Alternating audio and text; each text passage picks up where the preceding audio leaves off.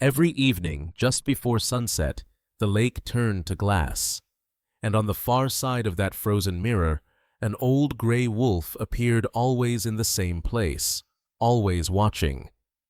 Have you ever seen a wild animal look at you, not with hunger, but with recognition? That's what Walter Harris, a retired fisherman from Montana, began to wonder after weeks of quiet encounters across the icy lake. He never planned to meet the wolf. He just came to fish to fill his bucket and forget the silence of an empty home. But nature had other plans. At first, it was just a glance across the water, yellow eyes meeting tired blue ones. The wolf never moved closer, never growled, never ran. It simply stood there, as if waiting for something. One evening, moved by a feeling he couldn't explain, Walter threw a fish across the frozen lake. It landed near the wolf's paws. The animal didn't flinch. It only lowered its head, took the fish gently, and disappeared into the dark pines. From that day on, it became their ritual. Every afternoon as the sun dropped lower, Walter would bring an extra fish. Every time the wolf would come, old, limping its fur, graying with frost. No words, no fear, no distance that really mattered.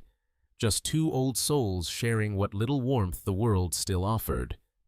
Beneath that pale Montana sky, man and beast were bound not by language, but by quiet understanding. But one cold winter evening, the wolf didn't appear. Walter waited. Minutes turned into hours. The lake remained still, empty like a broken mirror. What he discovered the next morning would change everything he thought he knew about compassion and about the wild itself. Before the wolf ever appeared, there was only the lake and Walter Harris. Walter had lived beside that water for nearly 20 years. His cabin was small, built by his own hands, back when his wife Anna was still alive. They used to call it the last quiet place, but after Anna passed away, the silence of the place grew heavier. The walls didn't echo with laughter anymore, only the slow creak of wood in the cold and the ticking of a clock that seemed to count down the rest of his days. He wasn't bitter, just alone. Fishing became less about the catch and more about routine, something steady to hold on to in a world that kept slipping away. Every morning, he'd brew strong coffee, pack his tackle box, and walk the narrow trail down to the frozen shore. He never spoke aloud, but the forest knew his steps. Ravens would lift from the pines as he passed. The lake, in return, offered him quiet company, ripples of sunlight, whispers of ice cracking beneath the weight of time. Montana winters are not kind. Here, the temperature can drop below 20 degrees. The air bites, the wind cuts, and even the sound of your breath feels frozen in midair. Yet life persists, elk herds crossing distant ridges, eagles perched above the ice, and somewhere deep in the forest, wolves moving like shadows. Walter knew the stories. The locals whispered about a small pack roaming the area, 5 or 6 gray wolves that had once migrated from Yellowstone's northern range. He'd seen their tracks once or twice after a snowfall, always together.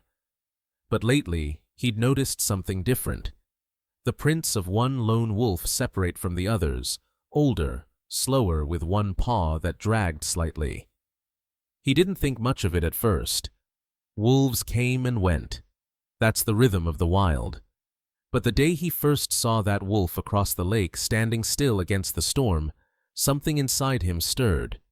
There was a stillness in its posture, a dignity that reminded him of himself, old, weathered, still standing. He started to wait for it without meaning to. Fishing became an excuse. He found himself checking the far bank every evening, watching for that gray figure to emerge between the trees. Sometimes the wolf arrived before sunset, sometimes after.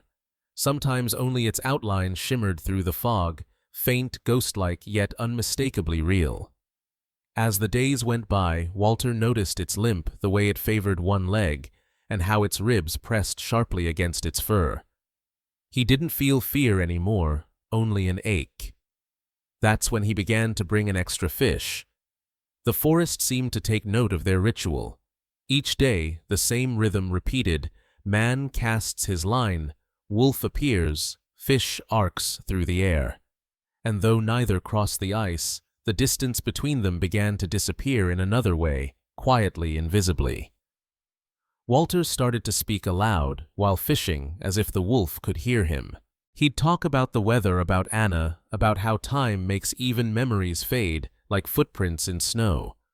No answer ever came, but somehow he felt less alone. Winter deepened. The trees grew heavy with frost. The lake turned to steel, and still the wolf came thin, trembling, yet proud. One night, as the northern lights flickered faintly above the ridge, Walter thought he heard the faintest howl echo from the pines. It wasn't threatening. It sounded tired. He sat on his porch wrapped in an old blanket, staring into the dark where the sound had come from. A strange thought crossed his mind. Maybe he's not hunting anymore. Maybe he's just trying to feed someone else. He didn't know then how close he was to the truth.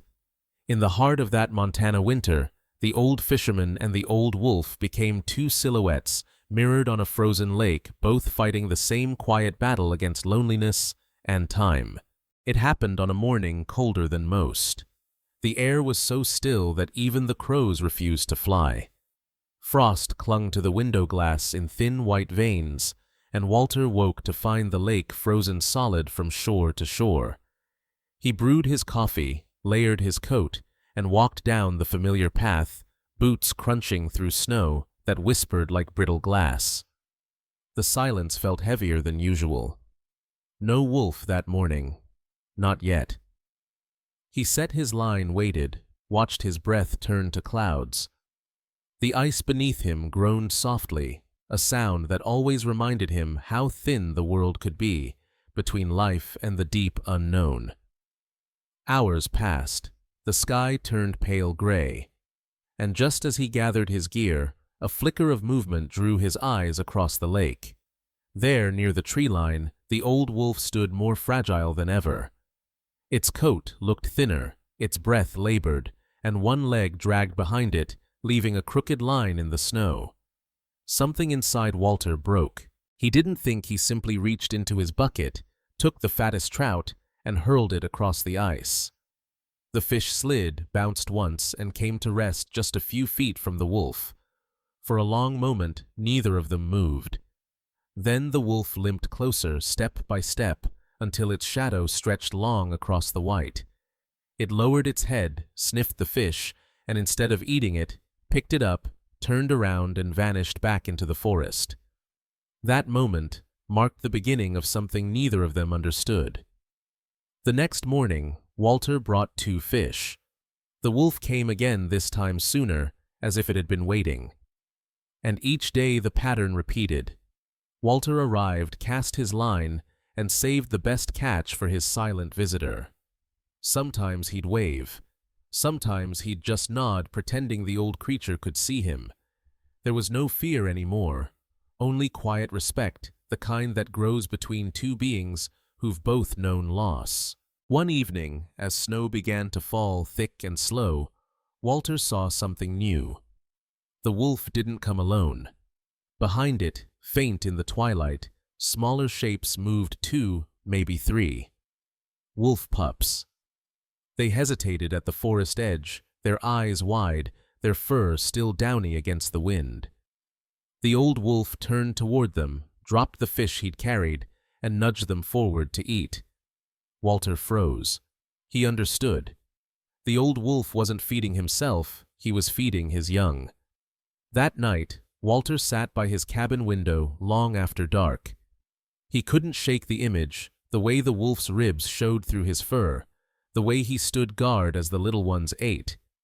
He remembered doing the same for Anna years ago, when she was sick, giving her the last of the food, the last warmth from the fire. And he realized that kindness, even in the wild, always costs something. The following morning, he didn't just bring extra fish, he brought every fish he caught. He spent hours in the cold, numb fingers, tying hooks, breathing mist into the wind, driven by a purpose that felt both foolish and holy. Days blurred into weeks. The lake became their meeting ground, man on one shore, wolf on the other, both aging under the same sky. Sometimes Walter would speak quietly across the frozen distance. He'd tell the wolf, "You're doing good, old boy. You're not alone out there." Of course, no answer came, but that didn't matter. There was understanding in the silence, a language older than words. Each evening, as the sun sank behind the ridge, Walter would look across the lake and see the old wolf waiting, tired, steadfast, never asking, never taking more than what was freely given.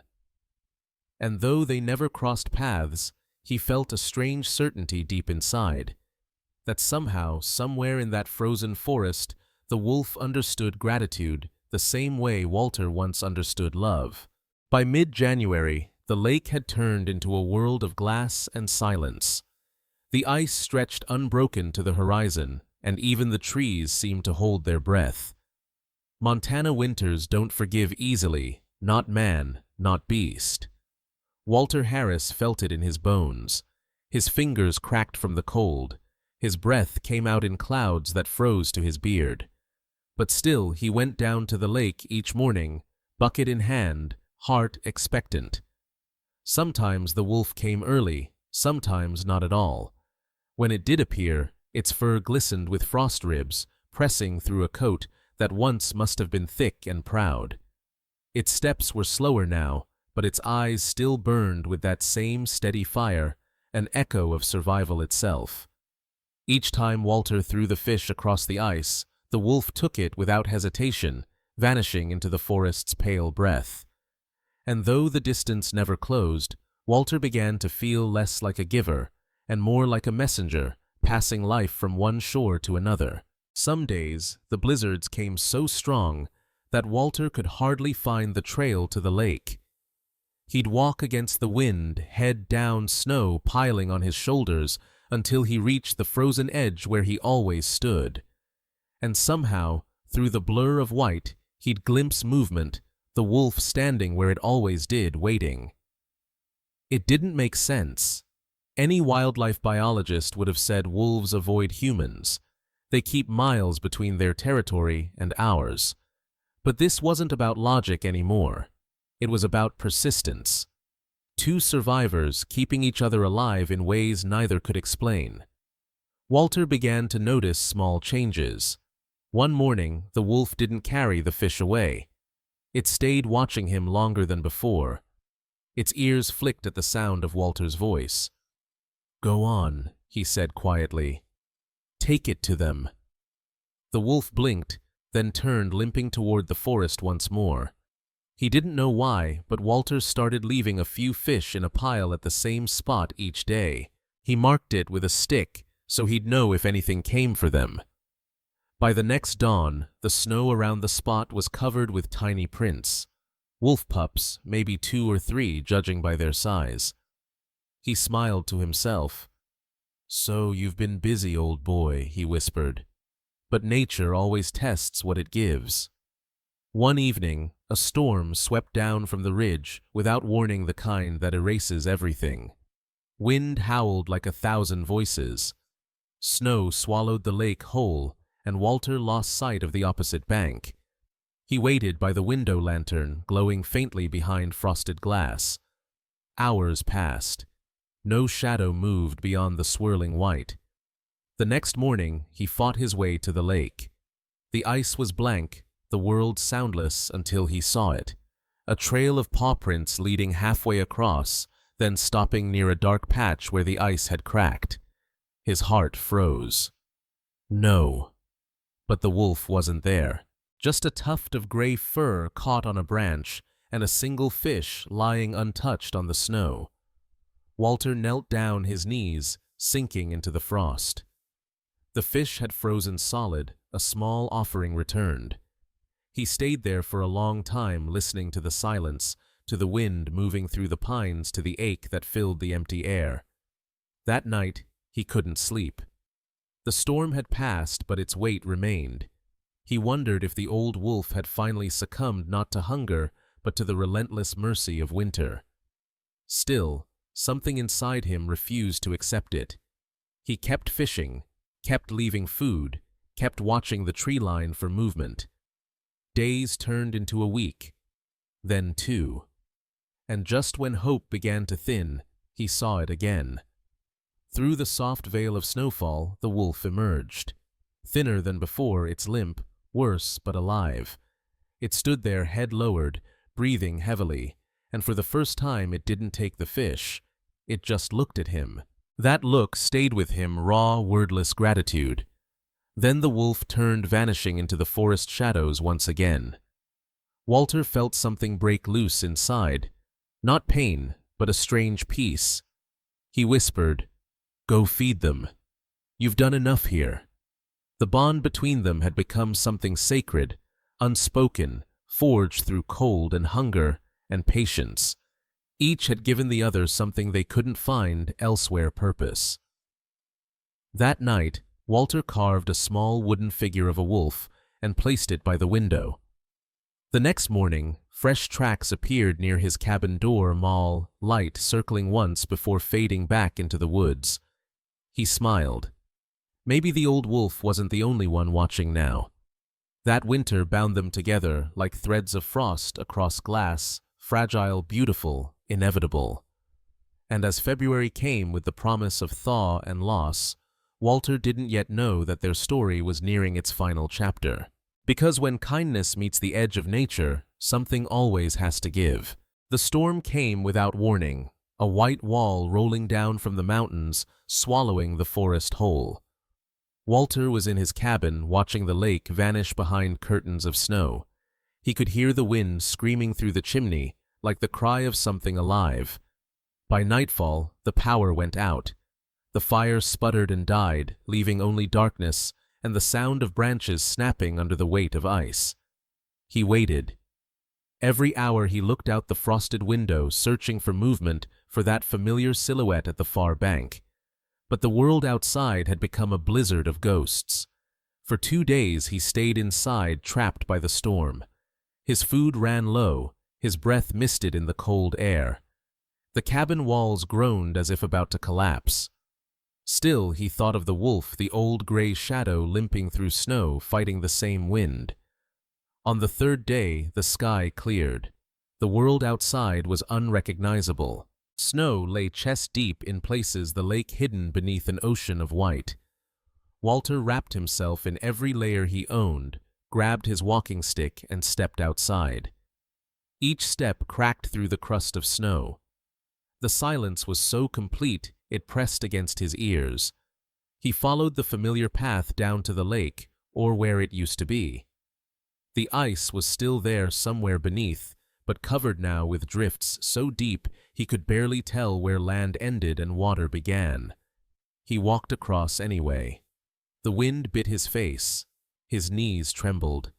But something pulled him forward, that quiet bond forged over so many silent evenings. Halfway across, he saw it, a dark shape near the tree line. He thought for a moment it might just be a fallen log, until he saw the curve of fur dusted with frost, the shape of a muzzle pressed into snow. His chest tightened. He hurried, stumbling, falling to his knees beside the still form. It was the old wolf. Lying on its side, eyes closed, body curled as if trying to shelter something beneath it. Walter's gloved hand trembled as he brushed away the snow and froze. Underneath the wolf's chest, nestled in a hollow it had dug before dying, were bones of fish half-eaten and tiny paw prints leading away into the trees. He understood then the wolf hadn't been waiting for food. It had been waiting for trust. He sat there for a long time, snow gathering on his shoulders, his eyes on the horizon where the pups had gone. And then something strange happened. From deep within the forest came a faint sound, not loud, not fierce, but clear.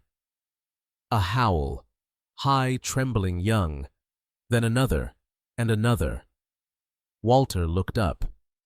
3 small silhouettes appeared at the edge of the trees, watching him.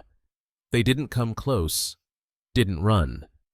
They just stood there, the same way their father had once done, silent, still staring across the snow. He raised a hand just once and smiled. The pups tilted their heads as if recognizing the gesture.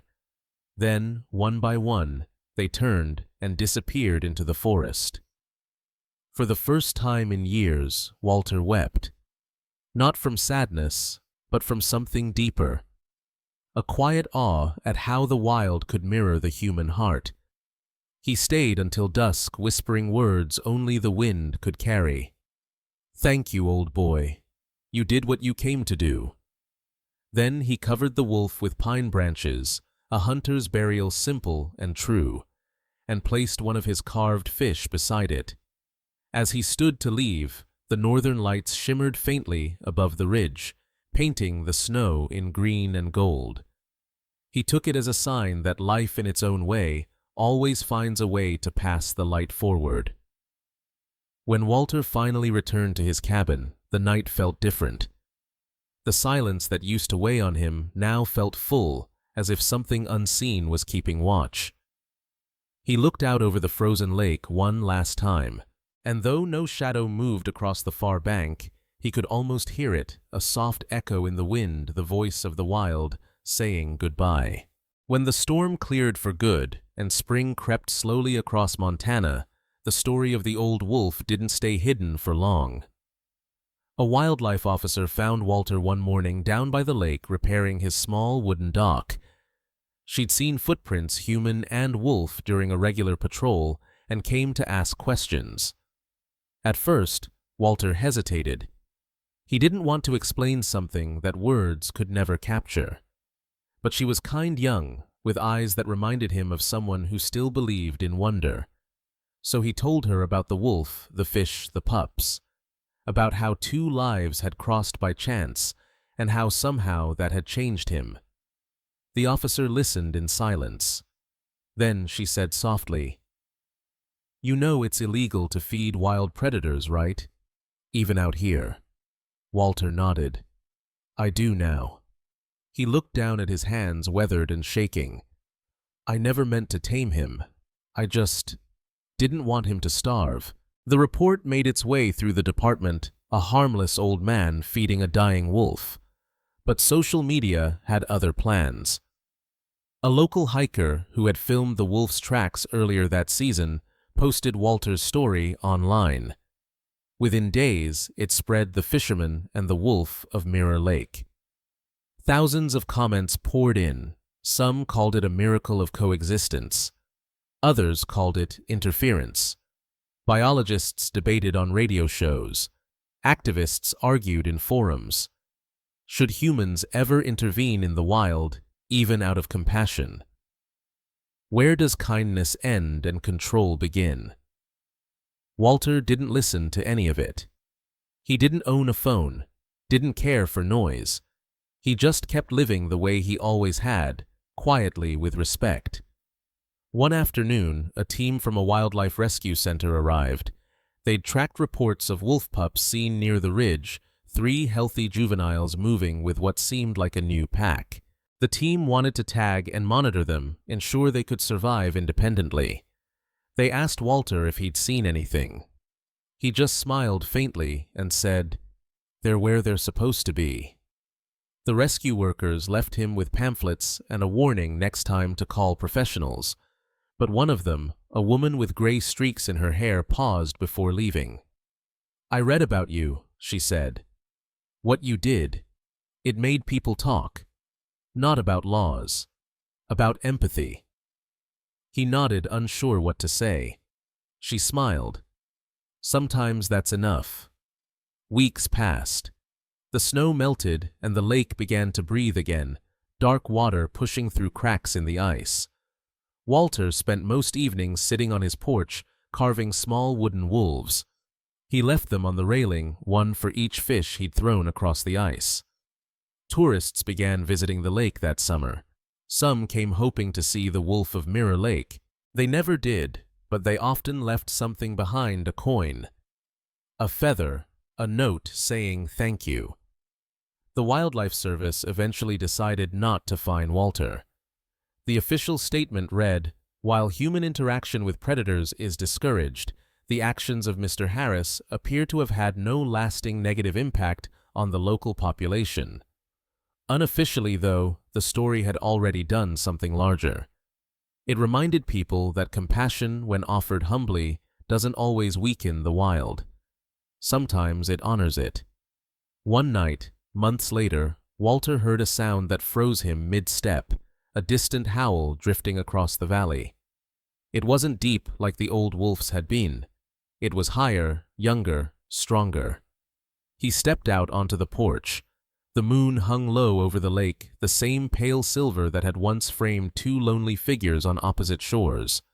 The howl came again, and this time he answered not with sound but with a quiet smile and a tear that glistened like ice under moonlight. Walter's story became a gentle legend not about breaking rules, but about remembering why they exist, to keep the wild truly wild, and to remind us that even laws need a heart behind them. By early summer, the lake had changed again. The ice was gone, replaced by ripples of sunlight and the hum of insects dancing above the reeds. The world had thawed, and so had Walter. The cabin felt warmer now, filled with light that spilled through the windows. But even in that warmth, a quiet realization had begun to grow. His time there was ending. The place had given him healing. The wolf had given him meaning. And both had taught him that love in any form is not meant to be held forever. One evening, he sat by the lake again, fishing rod idle beside him. He wasn't here for fish anymore, just for the silence, for the memory of what once stood across the water. The air was soft, filled with the scent of pine and thawed earth. Somewhere in the distance, a loon called that long echoing sound that always felt half human, half ghost. Walter closed his eyes. He could almost see it, the old wolf on the opposite shore, standing tall as the sun melted behind the ridge. He could almost hear the crunch of snow, the soft breath, the unspoken promise that neither of them would forget. He had decided it was time to leave the cabin. The ranger had offered to help him move into a small town nearby, a quieter place, closer to people, closer to care. He'd resisted at first, but the truth was, simple life was asking him to pass the torch just like the old wolf had done. Before he left, he wanted to say goodbye properly. So he carved one last figure, not of the wolf, but of its pups. 3 small shapes huddled together, heads lifted as if singing to the sky. He set it on a stone near the water's edge, facing the forest. He spoke aloud, voice trembling but clear. "You taught me that love doesn't need to speak," he said. "It just needs to endure." The wind picked up, then a light breeze from the forest rippling the water's surface. It felt like a breath, like a response. For a long moment, he stood there, eyes on the horizon. The sun dipped lower, washing the world in gold. And then faintly, he heard it, distant but unmistakable. A howl. Not one of sorrow, but of life. The call of a young wolf echoing across the same lake where its father once stood. Walter smiled. He whispered, "You're home." He turned back to the cabin one last time. Inside, everything was simple. The bed neatly made, the coffee mug washed and drying, the carved wolves lined up on the windowsill like silent sentinels. He packed a few things, his coat, his tools, and Anna's photograph. Before leaving, he stopped by the window and looked out at the lake, the trees and the carving by the shore. He whispered, "Thank you for the company." Then he closed the door. As he walked up the trail, the evening light followed him, long shadows stretching ahead like paths into another life. And though he left the lake behind, he carried something with him that no one could see, a quiet understanding that everything we love eventually becomes part of the wild again. By the time Walter reached the ridge, the last light was fading. He looked back one final time and thought he saw movement near the lake's edge. a shadow small and swift, crossing the same path the old wolf once took. He smiled. Maybe some stories don't end. They just find a new voice to carry them forward. A week after Walter left the lake, spring finally bloomed across the valley. The snow melted into silver streams that trickled through the pines, carrying whispers of what the winter had buried. In town, life was easier, warmer rooms, neighbors who waved the steady rhythm of voices and footsteps. But sometimes in the quiet hours before dawn, Walter's mind drifted back to the lake. He'd close his eyes and still feel the weight of the fishing rod in his hand, hear the wind whistling between the trees, see that old gray figure across the ice. The world around him had changed, yet something inside him still belonged to that frozen silence. One evening, restless, he decided to visit the lake again just once more. The drive was long and winding, the same dirt road he had taken for 20 years. By the time he arrived, the sun had begun to fall behind the mountains. Everything looked both familiar and new. The cabin stood quiet, half swallowed by wildflowers. The dock, though weathered, still reached into the calm water. The carved wooden wolves on the porch had aged beautifully, their surfaces darkened by rain, but their shapes still proud. Walter walked slowly toward the shore. His knees ached, his breath came short, but each step felt like a homecoming. There beside the lake, he saw what he had left months before, the carving of the 3 pups. Only now, it wasn't alone. Beside it, scattered in the grass, were bones of fish, clean, sun-bleached, and faint paw prints in the mud leading to and from the water. He knelt, heart trembling. A single gray hair clung to the carving's base, caught by the wind. He smiled. The forest was alive with evening sounds, crickets, wind, and somewhere far away, the distant call of a wolf. But this time, it wasn't a cry of loneliness. It was a chorus. 3 voices rising together, blending into the rhythm of the valley. Walter closed his eyes and let the sound wash over him. It wasn't memory anymore. It was presence. He whispered, "You made it." The air shifted, carrying the faintest scent of pine and wet fir, the kind of smell that clings to life in the wild. He looked up toward the ridge where the sound had come from, and for just a heartbeat, he thought he saw them, 3 silhouettes standing under the fading sun. Then they were gone. But the feeling remained, something like peace, something like grace. He understood then. The wild doesn't owe us anything.